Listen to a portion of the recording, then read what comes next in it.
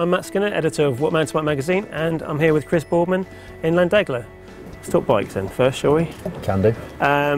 How did the whole company start, as in the idea of Boardman bikes?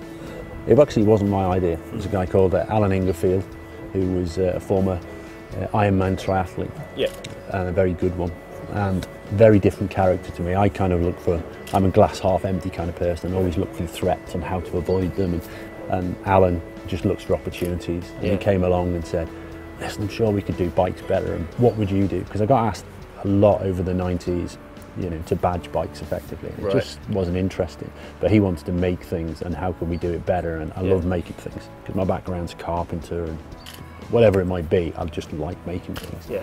And I've done a lot of my own, making my own parts, my own bikes while I was a pro as well. Commissioned my own bars and forks out of carbon and things.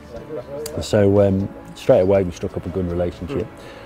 We started working out what we wanted to do, and it took us 3 years to establish relationships with Halfords. Because we decided we wanted to go in middle market. We definitely didn't want to go near the bottom, because we couldn't do what we wanted to do, but we wanted to make it affordable.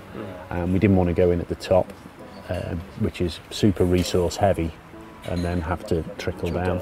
And it's worked out really well for us. How involved are you with the R&D of the mountain bikes themselves? From handling and just what the bike needs to be, the detail involved, I can't add a great deal, and that's why we work with a team of people who can. So, you know, likes of Dave Fletcher, again, Grant Ferguson and Annie Last, of Phil Dixon, the coach. So we work with them a lot, and Andy himself, and we've also worked with some of the GB mountain bike mechanics who helped us spec out the first bikes that we ever did. As far as construction and materials, that's where I can add something, because I've got a long history in carbon fibre and the construction side of it. So you bring those elements together, and I think you've got a good team. So much of your time is spent between this and your other commitments, like, you know, TV work and so forth? This is the primary working passion that I have, because it's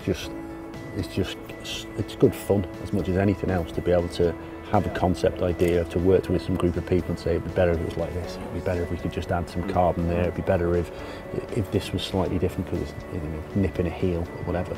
And you can take all of that feedback and put it into a design. It's incredibly satisfying.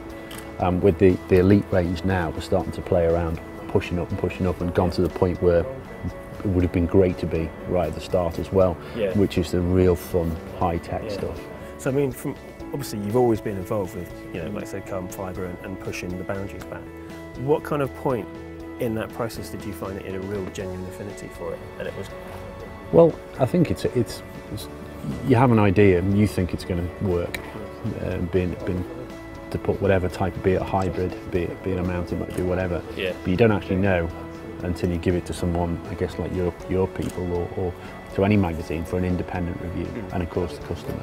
And so when the first bikes went out, we just couldn't keep up with demand. That was our biggest challenge, was actually making them fast enough.